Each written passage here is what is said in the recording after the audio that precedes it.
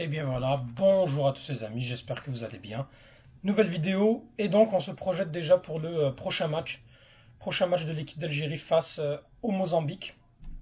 Et oui, l'Algérie qui, après avoir gagné ce match face au Botswana, un match très compliqué, qui je rappelle, sous Ramadan, à 14 heures, dans une chaleur quand même très suffocante.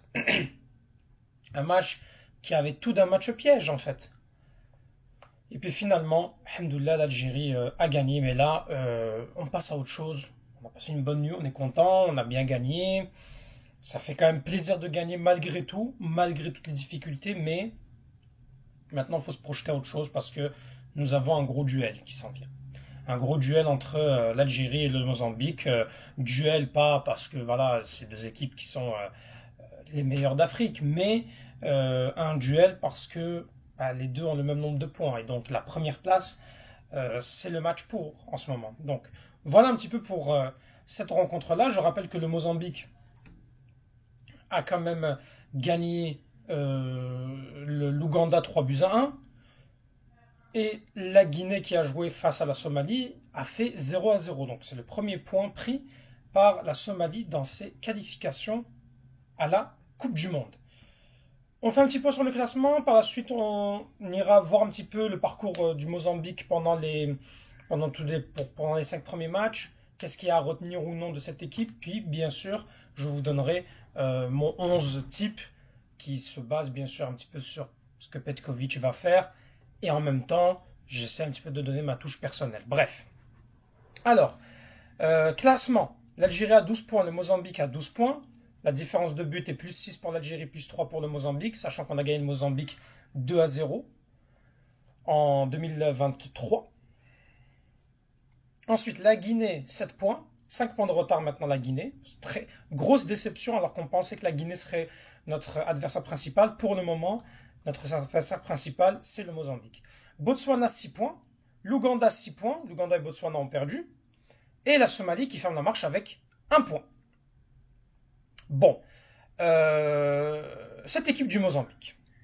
Cette équipe du Mozambique qui s'est qualifiée à la dernière Coupe d'Afrique des Nations.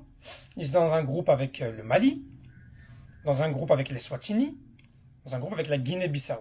Ils ont réussi à s'extirper pour se qualifier donc à la prochaine CAN qui se déroule au Maroc. En Coupe du Monde, là, ils avaient joué face à la Guinée, ils ont quand même gagné la Guinée, gagné le Mozambique en juin dernier. Et si on repart dès le début des qualifications, ils ont quand même gagné le Botswana dans un derby du sud d'Afrique australe. Et ils avaient perdu contre nous. C'est une équipe mozambienne qui a la deuxième meilleure attaque. Donc là, ça va être les deux meilleures attaques qui vont s'affronter. Ce sont les deux meilleures attaques. 6 buts encaissés pour le Mozambique, 5 buts encaissés pour l'Algérie. Il va falloir donc que cette équipe d'Algérie fasse attention aux attaquants mozambiens. Je ne sais pas si ça se dit c'est mozambien ou non, bref. Spécialement pour un joueur qui, en ce moment, est très bon et a été très bon lors du dernier match, c'est Stanley Ratifo, qui déjà a 3 buts lors de ses éliminatoires de Coupe du Monde. Cette équipe mozambienne, il faudra faire attention. Si on se base sur son dernier match, ils ont joué en 4-2-3-1. Moi, je pense, si je dois aller vers la composition, et sachant qu'on a une défense qui est quand même mi-figue, mi-raisin, qu'on a aussi une défense centrale fragile, qu'on n'a pas un gardien qui est 100% rassurant. Guendouzi a fait une bonne partie, peut-être une faute de main sur le but qu'il a encaissé. Il faut prendre en considération tout ça. C'est pour cela que moi dans ma composition, je ferai une défense à 3. Avec, donc Guendouzi dans les cages toujours. Il n'y a pas mieux que lui de toute façon. Mettre un Okidja qui n'a pas de temps de jeu, ça sert à rien. Je pense que c'est lui mettre une balle dans le pied. Et Ben Bot, pour son premier match, non, ce serait vraiment, ça serait le sacrifier en cas de mauvaise contre-performance. Vous me direz, faut bien laisser Amondé quelque part, mais c'est un match qui est quand même avec trop d'enjeux pour mettre Ben Bot. Ou en tout cas, moi, je ne vois pas Petkovic mettre Ben Bot dans ce match-là. Il pourrait, mais il le fera pas. Donc on va être honnête avec nous-mêmes. On va pas s'inventer non plus, on va pas faire des rêves et on va se dire, ah oui, je vais mettre tel, je vais mettre tel. Bah, tu sais quoi, on ramène Messi, on ramène Neymar aussi. Bon. Donc, Gendouzi dans les cages. Ben Sebaini, Touba, Mandi. Défense à 3. Moi, j'irais dans un 3, 3-4-3, à peu près. 3-4-2-1. Dans les pistons, pour moi, c'est Ait Nouri. Ait Nouri est mieux en piston qu'en latéral. D'ailleurs, je ne comprends pas l'incohérence de Petkovic parce que, pour moi, Hadjem est plus un latéral. Ait Nouri est plus un piston, voire un milieu droit, voire même un ailier droit, il pourrait être moins pire que latéral droit, latéral gauche, ailier gauche, pardon. Farsi, qui est plus un piston qu'un latéral. Et Farsi, pour moi, il faut lui donner quand même un petit peu de temps de jeu. Il va falloir qu'on fasse un petit peu tourner quelques joueurs quand même. Parce que on doit récupérer déjà du match qui a quand même été très difficile face au Botswana physiquement et aussi avec la chaleur et tout. Donc la récupération doit se faire. C'est sûr qu'on va devoir faire tourner un petit peu si on veut avoir du rythme et être compétitif pour le match face au Mozambique. Au milieu de terrain, Kendousi et Boudaoui. Boudaoui est indispensable. Pour moi, on ne met pas Boudaoui, ça ne fonctionnera pas. Donc Boudaoui, indispensable. Kendousi. Je pouvais mettre Shaibi aussi. Il faut que je fasse tourner. Zorgan a quand même beaucoup couru, mais il fait le service minimum. Mais il s'est battu quand même lors du dernier match. Donc Kendousi, moi je le mettrai. Je pense qu'il mérite d'avoir sa place. Après, s'il met Shaibi, c'est pas non plus un scandale. C'est juste que Shaibi manque de rythme. Donc moi, vu qu'il n'a pas beaucoup de temps de jeu, c'est normal qu'il ne soit que je ne le mettrai pas titulaire. Puis là en attaque, Mahrez c'est sur le banc. Belaïli a fait une meilleure entrée. Il a fait une très bonne entrée. Et je trouve que même si ça n'a pas été incroyable, on peut donner la chance à Belaïli pour ce match-là. Sachant qu'on va avoir aussi une équipe qui va probablement se projeter en contre. Fait qu'une équipe qui va peut-être jouer bloc bas. Donc si cette équipe elle joue bloc bas, il te faut des joueurs comme Belaïli qui vont apporter leur touche technique.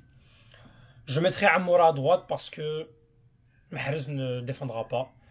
Et on a besoin d'avoir quelqu'un qui va défendre. Et Amoura peut jouer à droite, peut jouer à gauche, peut jouer en pointe. Mettons-le à droite. Certes, on le sacrifierait si on le met côté droit. Mais Mahrez n'a pas montré non plus énormément de choses. Et c'est insuffisant pour un joueur comme Mahrez.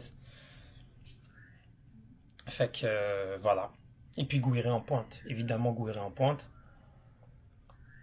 Il n'y a pas vraiment d'autre choix. En fait, c'est ça le problème, c'est que Aouar est pas là. Euh, on peut mettre aussi Benrahma à droite, hein, si ça peut se faire aussi. Je suis assez ouvert au débat, mais moi je trouve qu'Amoura pour son doublé, ne pas le mettre titulaire, ça serait quand même incroyable. Moi je mettrais Amoura titulaire, même s'il est côté droit. De toute façon, c'est Amoura et Belaïli vont pouvoir s'échanger. Gouiri et Amoura pourront aussi s'intercaler. Et ça va combiner entre ces trois joueurs-là. Faut pas voir Amoura comme quelqu'un qui va être sur le côté droit et qui va déstabiliser comme faisait Mahrez à sa grande époque.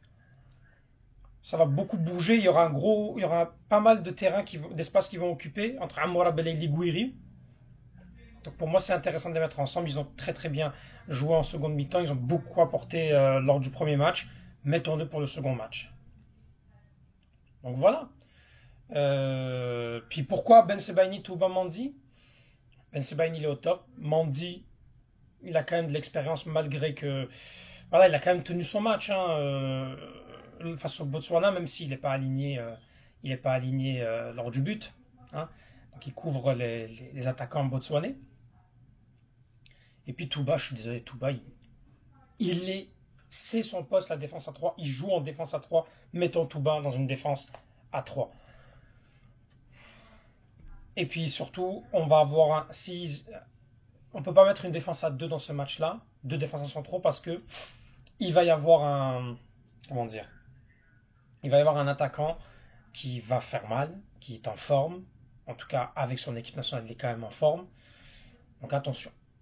Voilà. Donc une défense à 3, ça pourrait être mieux pour gérer les espaces, les contres et aussi ce joueur-là. Parce que si c'est un joueur pour deux, ça pourrait être quand même assez compliqué.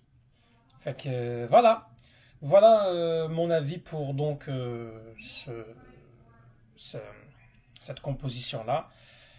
Pronostic. Allez, on va être optimiste. 3-0 pour l'Algérie. On va y croire et ça va se jouer au match de Tizi Ouzou. On espère une très belle ambiance. Il y a eu des polémiques sur la pelouse, hein, avec le stade de Tizi Ouzou et la JSK, etc. On espère que la pelouse va être praticable. En tout cas, va être meilleure que celle de Botswana. Voilà. Donc, c'est ça que j'avais à vous dire. Et puis, bah, voilà. Abonnez-vous. Mettez un petit pouce bleu. Mettez en commentaire la composition. Qu'est-ce que vous en pensez de ma composition? Si vous avez une autre composition, je vous invite à l'écrire en commentaire. Et puis voilà, Tahal Jazer et une pensée à nos frères et sœurs en Palestine occupée.